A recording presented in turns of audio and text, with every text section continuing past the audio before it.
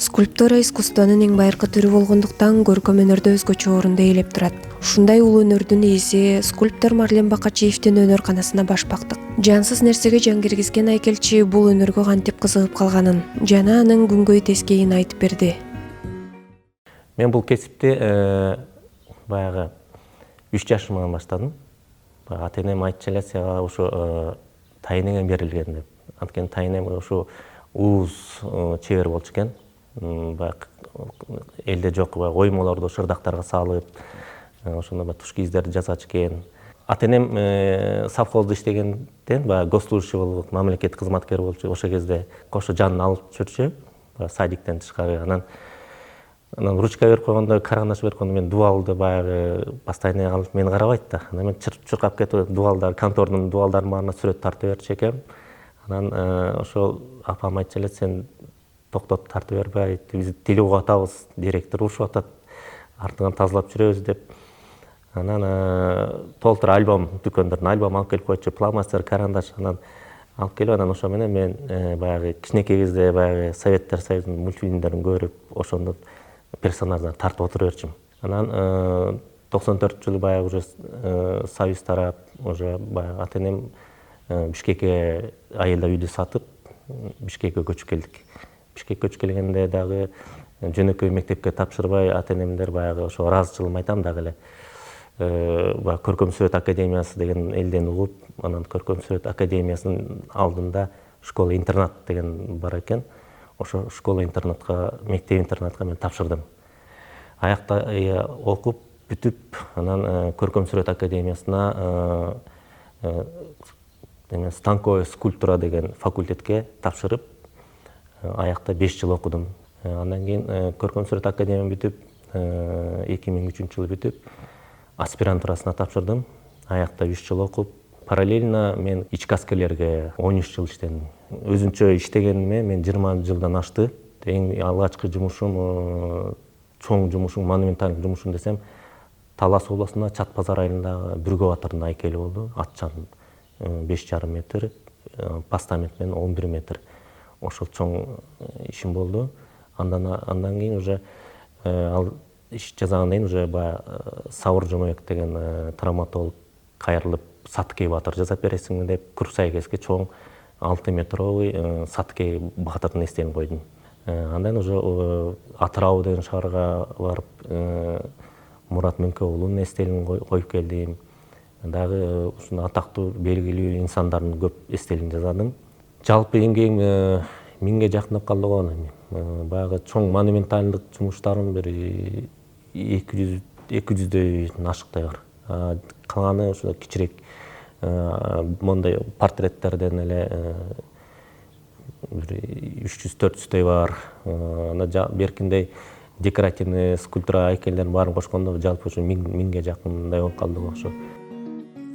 Ар бир кесиптин кыйынчылыгы болгондой эле скульптуранын да түйшүгү оор. Айкелчи иш процессиндеги кыйынчылыктар тууралуу буларды айтып берди. Өзүмдүн биринчи айкелим айткан жана Чат базарда Бүргө батыр дегеним, бул общий салмагы 25 тонна салмак.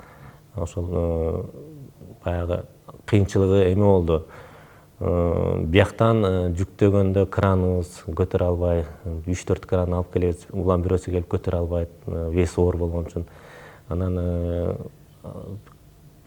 жал артистте бир чоң кран иштеп аткан экен, ошону чакырып келип, ошол коюп берген, тралга жүктөп берген. Анан биз баягы чоң эстеликти бир жерге, мисалы Таласка, Ошко коердо биз биринчи жолду изучать этебиз. Төө ашуда галереянын жана кичинекей галереялар бар, 4 галерея. Ошонун бийиктигин жана тралга жүктөгөндө эстелик батып кеткендей кылып, ошого расчет кылабыз. Если эстелигибиз 7-8 метр болсо, 3кө бөлөбүз же 2кө бөлөбүз, ошол машиненин тралдын высотасын алабыз. Ошо жана айтып аткан Чат базарга коюла турган эстелик бияктан жүктөгөндөн кийин Чат базарга баргандан кийин аякта 3 жума турду. Аяктан түшүрө албай турдук койгондон кийин. Анан жер үйдө 90 тонналык кранды чакырып келдик. 90 тонналык кран келип, анан ошол тралдан алып, үстүнө эстеликтин постаментке орнотуп берди. Кээде жумушубуз кышында попадать этип калат. Анан баягы кышында лайыбыз тонуп калат. Могу лай жазып атканбыз, лайыбыз тонуп калат. Кышында кээде таш чабабыз. Таштын ысык да чапканы жаман да. Таш да ысыкты тартат, анан иштеп атканда кайра ысык кайра өзүңө урат. Ошол баягы бизде жайдын чилдеси, анан кыштын чилдеси бизге оор ден соолукка да зыян алып келет да. Анан бирок айла жок, сроктор болуп калат. Поджимать эткенде ага карабастан иштейбиз. Кесипти сүйсөң чарчоону деле сезбейсиң. Улам образ окшошуп келе жатса кубанып эргүү менен иштейсиң дейт скульптор. Бизде биринчи терпение керек.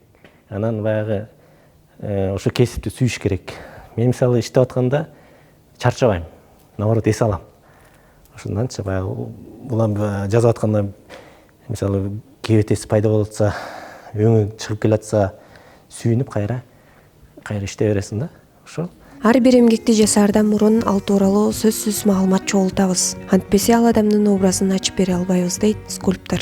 Былтыр Ормонхандын 230 жылдыгына ошол Сарбаш уруулары мага кайрылып, ошо Ормонхандын эстелигин жасап бербейсиңби деп кайрылышты.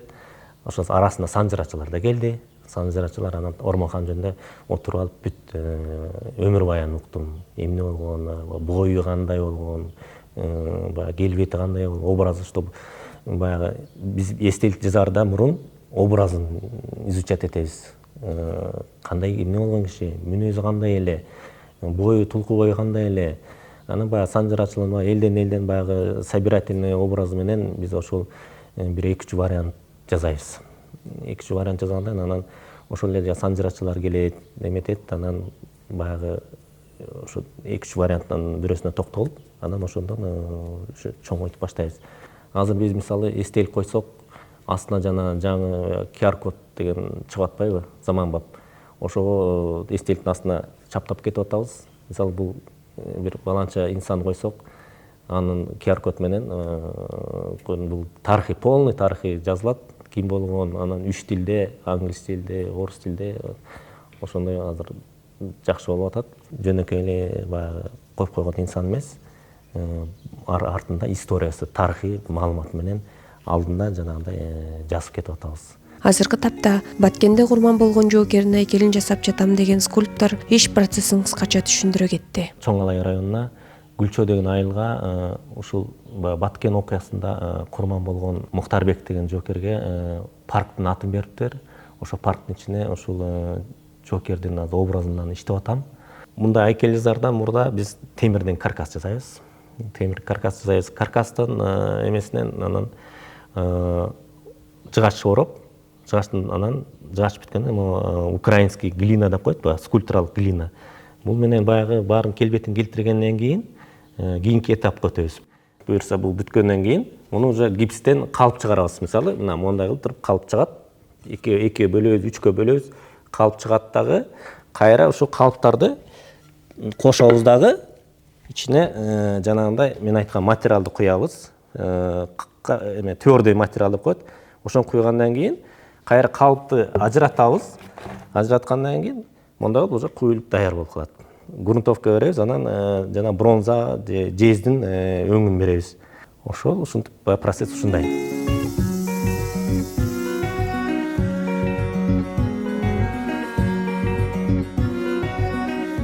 Силер көрүп турган проект бул Санташ комплекси. Бул ал жакта баягы легенда боюнча Амир Темур жоокерлердин санын билиш үчүн таш ыргытат экен. Анан кайра согуштан келатканда ошо үйүлгөн таштан кайра бирден алып, кайра ыргыттырып, канча жоокер каза болгон, канча жоокер бар экенин баягы билиш үчүн ошо ал жерде азыр 2 үйүлгөн таш бар. Бирөө чоң, бирөөсү кичи үйүлгөн таш бар да. Ошол баягы уламыш негизинде биз ошака чоң комплекс салалы деп атабыз. Кудайым буйрса 2026 жылдарга биз уже бүтүп калабыз деп атабыз. Бул жерде Амир Темур көргөзүлгөн, анын артындагы жүз башчы, кол башчылардын образдары, анан алардын артында ошол баягы жоокерлер, анан атчан жоокерлер. Жалпы бул жерде бир 500гө жакын жоокер орнотулат да. Мага сунуш түштү, Шоро компаниясына ушул Табылды Эгембердиевдин бир образын жаратчы депчи. Биринчи биз баягы эстел жазарда ордун көрүшүбүз керек. Анан ал орду чоң бир аянтча экен. Мен мында аркасында мында дубал кылдым. Анан дубалдын бетин мындай кара керамогранит менен төшөп, анан маңдайын алдына ушул Шоро компаниянын тарыхын көргөздүм. Өзү Табылды атабыз айтчу эле, ушу Шоронун биринчи ушу апабыз казанга жарма кайнатып, анан ошо жарманы биз мотоцикл менен ташчу элек депчи. Ошол образды мен ушу бияктан көргөздүм. Ошол баягы завод кандайча, Шоро компания кандай курулган эле, кандай башталган эле деп ушул рельефтен мен көргөздүм. Ошо Шоро аркылуу Супара пайда болду. Ошо Шоро менен дүйнө жүзүн багындырып аткан кез. Бош убактысы боло калса сүрөт тартып, дубал беттерине муралдарды түшүрөөрүн айтат. Кээде бош болуп калганда арасында ушундай баягы сүрөт тартам. Масла менен. Мисалы бул жерде ошол тактада отурган бир Балбайдын образы. Мындан тышкары мен муралдагы сүрөт тартам. Жакында эле биз Киргизияда 4 этаждуу таунхаус үйдүн бетине 400 квадрат метрге Саймал таштын сүрөтүн түшүрдүм.